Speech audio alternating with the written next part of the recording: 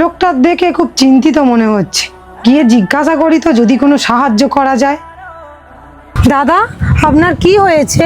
মন খারাপ করে বসে আছেন কেন? আসলে না, আমি আজকের কাজের জন্য বেরিয়েছিলাম, কিন্তু সারাদিনে কোনো কাজ হলো না। বাড়িতে বউ বাচ্চা আছে, এখন ভাবছি ওদের জন্য কি নিয়ে যাব। এই নিন, এই টাকাটা রাখুন, আপনার যদি কোনো কাজে লাগে। না না, আপনার টাকা আমি কেন নেবো? আমি বিনা পরিশ্রমে কোনো কারোর কাছ থেকে কোনো টাকা নিই না। তাহলে আপনি কি কাজ করেন বলুন, আমাকে সেই কাজ করে দিন, তার পরিবর্তে টাকাটা নেবেন। ঠিক আছে, আমি এই সামনের গলিতে কাজ করি, তাহলে আপনি আমার সঙ্গে চলুন, আমি আপনার কাজ করে দেবো, তার বদলে আপনি আমাকে এই পারিশ্রমিকটা দেবেন।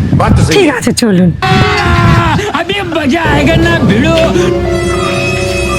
বলুন, আপনি কি কাজ করেন?